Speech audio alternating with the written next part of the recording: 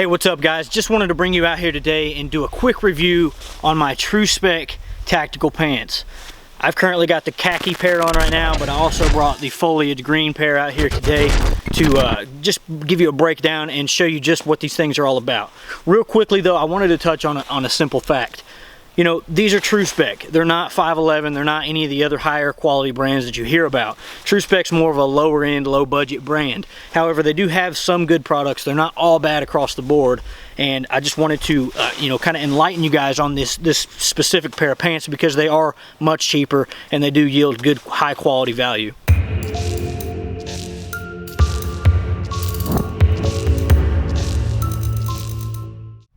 Alright guys, so I've brought you out here today to take a look at the TRU-SPEC tactical pants. This here, like I mentioned, is the foliage green pair. To start off, these things are a ripstop nylon and they're very, very tightly woven to deflect water and everything like that. I've actually been completely soaking wet with water before, and these things have completely just been waterproof almost. So I brought a bottle of water out here with me today, so I can go ahead and just pour it on this, and I'm going to show you guys just how waterproof these things are.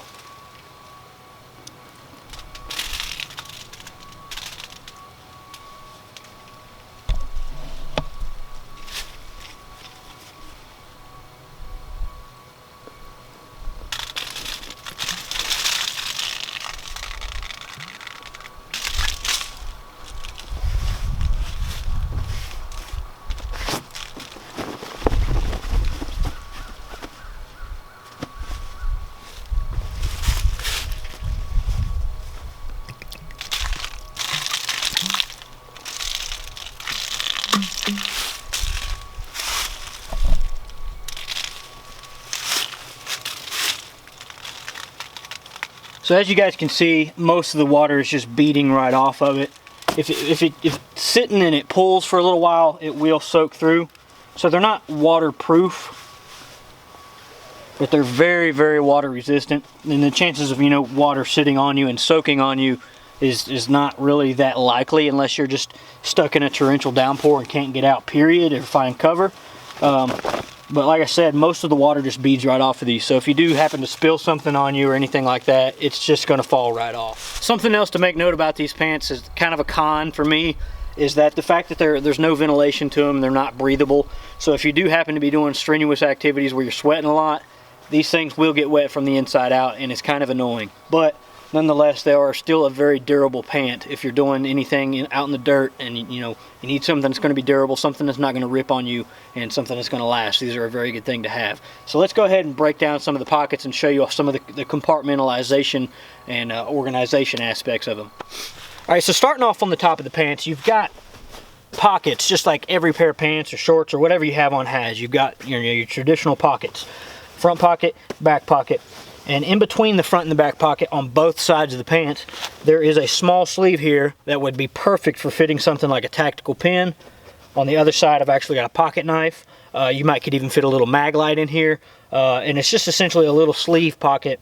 It's not secure or anything. There's no button or anything right there to keep something inside of it. But, so you want something that's got like a little clip or something to grab onto that to give it a little bit of security from falling out. But it's a good place to put a lot of the things that you would typically carry in your main pocket on the sides. That way, if you've got your phone in your pocket or something like that, it's not inside scratching it up or anything. So it's a good pocket to have. On the back, you've got your standard back pockets here, just like every other pair of pants. These have Velcro on one side. They're very deep pockets. They're very broad pockets, so you can fit a large amount of things in them. I don't typically like to carry a lot of things in my back pockets, and I'm sure you guys don't either. At the most, a wallet, and aside from that, I don't really even like to keep my wallet in my back pocket because I don't like sitting on a brick. So I tend to keep my wallet in my cargo pockets or just in my pack or something like that. So these back pockets for me typically go unutilized. You're looking at about a 2 to maybe it's a 2.5 inch belt loop. Now moving on down to the cargo pocket of the pants is where it starts to get a little interesting. You've got kind of essentially two cargo pockets. One is on the outer layer of the main one, and it's just a little one. and it's mainly just like cell phone sized. It's you know, something to keep something small stowed away and keep it separate from what's actually in your cargo pocket. Inside your cargo pocket, you've got two fasteners here with Velcro, and actually inside the cargo pocket, I'll zoom in on this in just a second and show you that down inside here you've actually got two different dividers in here to maybe hold magazines, or you know, whatever you've got in your pockets. If you want to keep some division in there to keep things separated, there's a little bit of organization to that. Back up top, you've got a metal button up top, just a snap button, and then you've got, of course, a metal zipper.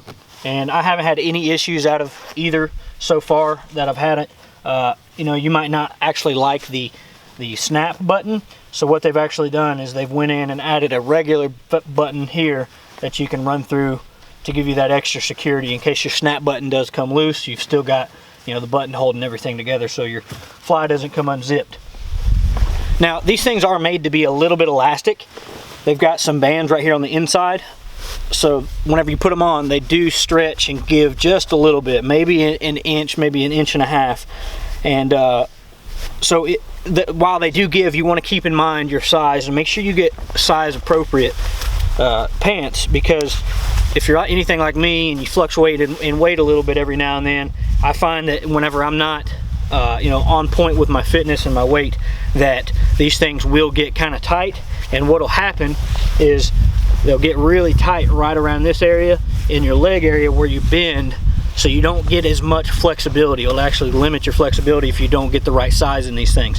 However, if you do fit them properly, with that little bit of give that they have, they will be very comfortable. Alright guys, that's pretty much it for the TRU-SPEC tactical pants.